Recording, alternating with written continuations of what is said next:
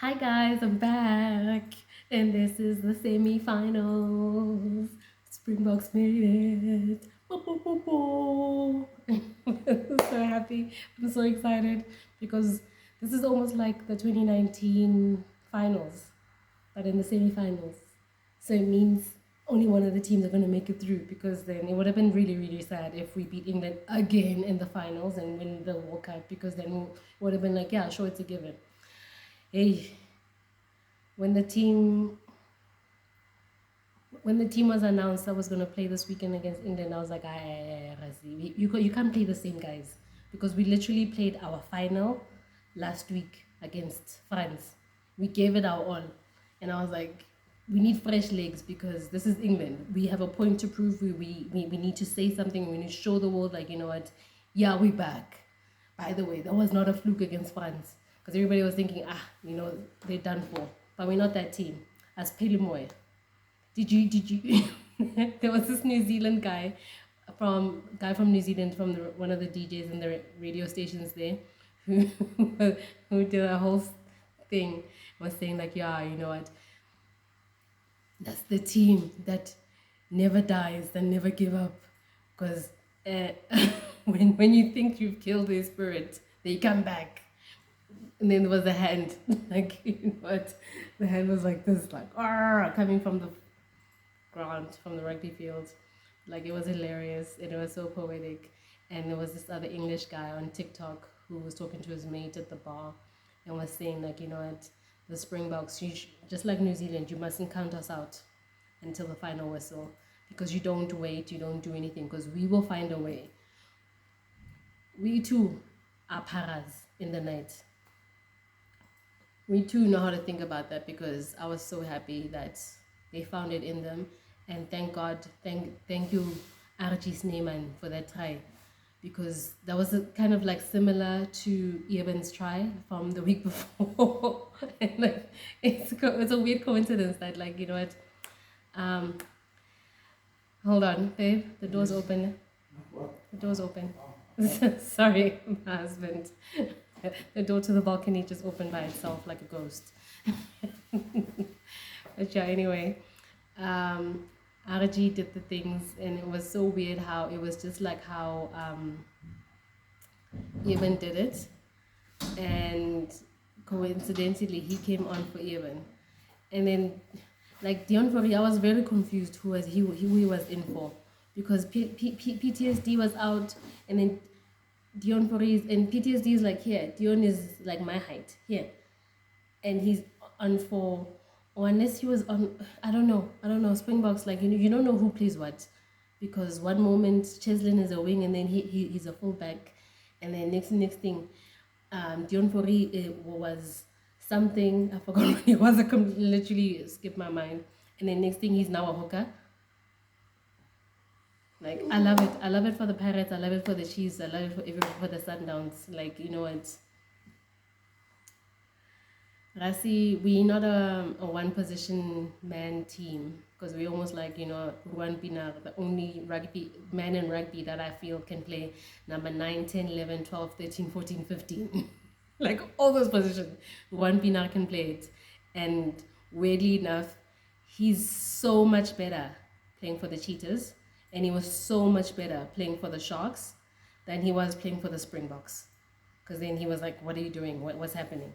So I think he was like, oh my God, I'm here, I made it. And then, like, when he's back at the Cheetahs, like, ugh, you know, he is the guy he thinks he is when he's playing for the Cheetahs, and when he used to play for the Sharks before. But yeah, anyway, yeah, back to the World Cup.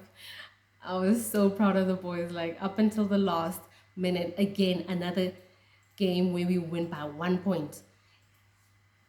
Like, right there at the end, we make it through, because, like, you don't win rugby. You can't win a rugby game without scoring a try. I don't respect you if you just are winning off of the other team's mistakes. Yeah, yes, it's great, and the team should be disciplined enough not to make those mistakes, you know, and we won because we scored the try, and then after that, we got the penalty. So whatever England was doing really, really well, we capitalized on and we won the same way. And people might say it was ugly, it was whatever, but like, nobody's talking about how you guys won the 2003 World Cup. It wasn't pretty there either. Johnny Wilkinson, the greatest of all time. I love him. I love him. I love him. I love him so much. The same way I love George Ford. Because I believe, like, George Ford is like here. He's all about the game. And like Owen Farrell, who's here. Like a fly. But yeah, man. And yeah, how he was like, the whole game, like whatever. And I'm like, yeah, sure. Last World Cup, you guys, like, took out New Zealand in the knockout stages. Thank you. But we found you in the finals and we beat you again. The same way that we beat your daddy's team way back in 2007. And then yeah, I hope this is Owen Farrell's last game, because him and Joe Mala like are the worst. Like I feel like I can't. I don't know. I do not like them as people, especially Joe Mala's comments about like the whole Bongi Bonami situation. And Tom Curry, didn't you learn from being sent off with a red card and everybody feeling bad for you and you coming back, and then now you're gonna be the villain of the whole World Cup by like crying wolf and saying like he swore at you. They swear all the time. They hit each other. But like how the New Zealand, the Dan Carter and them back in the day when they wrote comments like Springboks in New Zealand, like the biggest rivals, but at the end, after the game they can go and have a beer together. So clearly with English team, this is deeper than rap. This is bigger than hip hop. Now, the beef. We don't have beef. We're there to play the game. We're there to win the World Cup. We're there for business. So I hope next World Cup we do not meet England at all, so that you guys can get what you want and you can get kicked out of the World Cup by another country for once, because we are tired of always being like your worst nightmare, your worst enemy. Because I think it's enough now. After this, like poor Bongi, we speak 11 languages in this country. Like nobody really knows what happened or what he said, because it's like either the white side or like I don't know what white is. But you know what, because he said wit kant, which is white side, the same way that the red would say like number 8 white or number 9 green, so we're not supposed to say white. I don't understand. And we speak like half English, half Afrikaans, half African language. So I don't know. I don't understand what the problem was. I don't understand what the complaint was about, because now you being a Karen. But that's besides the point. The Springboks did what they needed to do and won the game. Like I really have small hands, ne? Like it's my kids' hands, and I keep lifting them up. But yeah, the Springboks did what they needed to do. We won. Oksalayo, it happened. We through to the finals. We're gonna meet New Zealand, and I'm very stressed. And I hope Rassi does not pick the same squad again, because I feel like the squad was tired. Whatever we dug so deep that that's all we could give. And us winning 15-16 got dips at the last minute. Yeah. And my boy Retero Fadizwe, Oxenche, like girl from Tabanchu. Well, my dad is from Tabanchu, so I'm kind of technically from there. Kubu, well done, boy. Well done. You did the things. You did it for the people, in Tabanchu. Of all places, so random. I know, right? And I'm so happy, like, you made a difference as soon as you came on. I think we put too much pressure on Bongi, because I was like wondering who's going to be captain now, and then I saw him there, so I was like, oh, okay, we still got someone there. And if Bongi can't play in the final, it's fine, we can still make it. But like, it's not fair to be taken out for that. And this is why, how God shows you that, yeah, when people say what God, if it was meant to be for you, if this thing was for you, regardless of what happens, you're gonna get it anyway. So like, Yeah, I forgot the scripture that I keep listening to. The whole 1,000 on my, 10,000 on my side. Babe, what is it? How does it go? Yeah, but yeah, anyway, yeah, 10,000 on my side and stuff like that. You know what? You will, you will win, and we did it, and we deserved it. Even though everybody's gonna say, oh, it was stolen, but like, why did you stop playing the last 20 minutes, the last 10 minutes? You know, you need to play the whole game and not just like, be here most of the game and then at the end think, ah, we got this. Psh, it's not over for us. And we keep coming back. Nightmare on Elm Street. That's South Africa. Anyway, and then the game against Argentina and New Zealand. So boring. I was hoping and praying that, Argentina like wakes up and gives us something, and it didn't give us a show. And New Zealand was just like, will Jordan, reach Brian Habana's 8 tries in the World Cup. So he's there at the record. And then people were saying that I forgot his name. His name.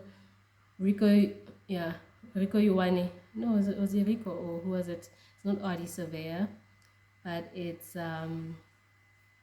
Richie Mwanga. Richie Mwanga could have passed to Will Jordan for that 9th try to break the record, and he was like, no, calm down. Next World Cup you'll do it, or maybe the next game. But yeah, it's gonna be a hard final, eh? It's gonna be a really, really hard final. I really, really hope the boys do it for Sia, for the culture, for the kids, like for all those people that they play for. They play for the country. Just like Bongi said, like, for South Africa, for South Africa, for South Africa in the field. Every single time reminding them what they're doing this for and who they're doing this for. As even Sia was talking about, it's not all about one player or making one person shine. This is for the team. And like, the name that's written on the cup, on the Webb Ellis trophy, is South Africa. So you're not part of South Africa. Yes, you will be one of the greats that are remembered, but Oksalayo, you're playing for the country. You are a team. And unlike Owen Farrell and those boys in England, they all want to be like whatever. But like, nah, hopefully the next team for, what year is it? 2023. So 2027. For England, they're better people, they're more sportsmanlike, they learned the errors of the past. Like, the best English team was, I guess, way back in 2003 in Johnny Wilkinson's days. And Ireland, this was like, your chance. You put so much work into this, so hopefully next World Cup you guys gonna do it. Argentina, hey, I feel like you're gonna see the same team, because I've watched sevens, and yeah, there's some like, good players for the future, but like, yeah, man, I'm so scared for the final. I don't know. I can't comment. I can't do anything. I can't say anything. But yeah, good luck, boys. I'm gonna be like this. No, I can't even do this because this is bad luck in my culture. But I'll just be like the whole time.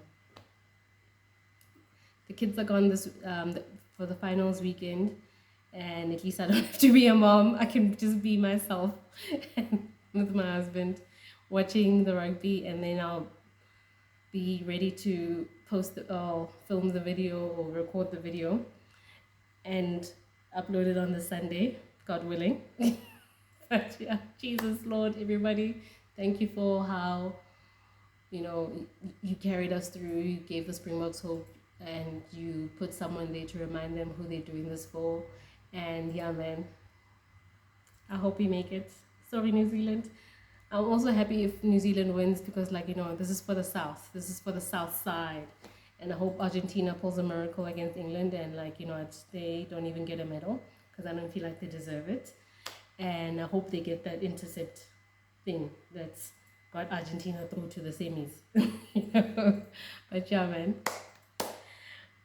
so exciting. Bye. I'm so scared. Bye.